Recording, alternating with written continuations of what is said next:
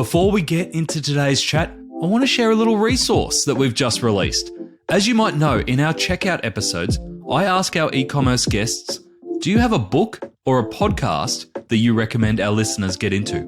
Well, I've taken all of those book recommendations, and there's over 100 of them, plus the stories that go behind them, and put them into their own book called The Book Recommendations of E-Commerce Experts. Yeah, I know, it's totally original. You will never, ever run out of reading ideas again. You can download that one now for free over on addtocart.com.au. Welcome to The Checkout. We catch up with previous Add to Cart guests and ask them 5 quick questions to get to know them better and leave you with a little extra inspiration to get through your Friday. Here's your host, Bushy. Today's checkout features Tracy Bailey, founder and CEO of Biome. Driven to launch Australia's first online eco-store way back in 2003, after looking into the eyes of an orangutan in the Indonesian jungle, Tracy's pioneering business now has around 6,000 online SKUs and stores in Brisbane, Gold Coast and Melbourne. With her committed team and a devoted following, Tracy manages e-commerce success by maintaining her ethical commitment. A difficult path, but one well worth the struggle. Tracy, thank you so much for joining us on The Checkout. I really enjoyed our conversation around all things sustainability and what you've built over 20 years and led the charge for around sustainable retail in Australia, especially your orangutan story. I hadn't heard that before. But we're here to learn a little bit more about you. I've got 5 quick questions. Number 1, what's the weirdest thing that you've ever bought online? Well, it's not particularly weird, but let's say it's unusual. I bought 3 2-metre by 1 metre wicking garden beds to build my veggie patch. Nice. They're made in Toowoomba, which was great. And yeah, I bought those online and had them shipped to my home in Brisbane. Great. What are you growing? Ooh, a lot of chilli. A lot of chilies. They seem to be the perennial that keeps going, which is good. But yes, I try and grow herbs and mostly greens for my salads and so on. Yeah, I tried kale and the possums got that, but they don't go near the chilies, funnily enough. That's true. All right, number 2. Who is your favourite retailer? For me, it's Patagonia. And they have been leaders in the sustainability space for so long and have been so successful at it, you know, to the point where, as you probably know, they've now donated the whole of Patagonia basically to a trust that the profits of which, you know, are fully spent on helping climate change. Yeah. And if there was anyone that knew a sustainable business inside and out, it would be you. No signs of greenwashing at all in Patagonia. Like, I love the brand. I love everything they stand for. I always worry about the level down, whether there is a bit of greenwashing in there. Anything that you've come across? Oh, I think they're pretty transparent. Again, not everybody's perfect. It is a journey. And from what I have seen, they are transparent about their issues and what they're trying to do. And one of their latest programs is their repair centres, where if you've got a Patagonia product, you can bring it back in to be repaired. You know, that's fantastic. I've got a few Patagonia shirts and stuff. People are always like, oh, you must love the outdoors and getting back. I'm like, no. I'm like the most suburban dad, but I'm a lazy shopper because I know that if I buy a Patagonia shirt, it is going to last me years and I won't have to go shopping again. Yeah, that's true. Yeah, really important. Quality that lasts instead of, you know, cheap purchases that tear really after a few uses.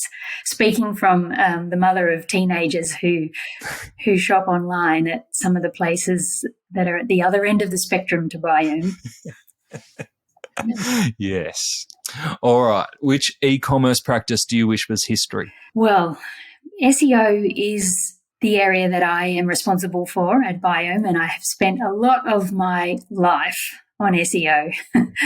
And so I wish that filling the internet with articles that are just guff written for the search robots was history. Do you think with the emergence of that little thing called ChatGPT, we might get more guff in the world? I suspect so, because it's going to make it much easier, or is already making it much easier to put that out. So we really have to spend time on making that content, genuinely educational and something that assists the reader. So, the issue is people like us who are trying to put that genuine content out there and get it to rank, you can't, because all the ones above you, are just full of the robot twaddle. Yeah, but obviously opportunity there if you do, less from an SEO perspective, but more from an engagement perspective to make your content stand out if there is actual heart and soul in it. Yes, and to your advantage is if you can reduce the bounce rate, right? So that the reader does pretty quickly pick up that the content is rubbish or just robotic, I guess. So, yes, you need to have something on there to really engage with them straight away. But I'm going to call you out here, Tracy, because I just read our show notes on our run sheet and I've asked you to write a short bio and you've actually cheated yourself and you asked Bing Chat to write your bio and it's pumped out 3 to 4 sentences on your behalf. Yes. It did a good job, don't you think? It was pretty good. It was good guff. Yeah. It really, and that's the beauty of Bing Chat, right? Because it searches the internet as well. So you can see it even found some facts about my childhood in central Queensland. Yeah. Fantastic. So are you using it at all in terms of creating content and then putting your spin over the top of it? Yes. Yeah. A lot. Yeah. You'd be crazy if you're not, right? Yeah. It's so exciting. Because it's that classic thing, that saying, are you paying smart people to do dumb things? And you want your time spent on the strategic aspects, not the minutiae of the written word right at the end. That makes total sense. Total sense. All right, number 4. Can you recommend a book or a podcast that our listeners should immediately get into? Not quite a book or a podcast. I'm going to say YouTube videos. I can tell where you've been spending your time recently. Yes, but for really educational purposes. There's a lot of great content, particularly about Shopify, how to make the most of Shopify. And you just need to find a really good content creator. And they're giving away great advice for free to get you to watch their YouTube channel. Yeah. I definitely recommend that. Seek out YouTube videos on the topics that you're trying to learn about.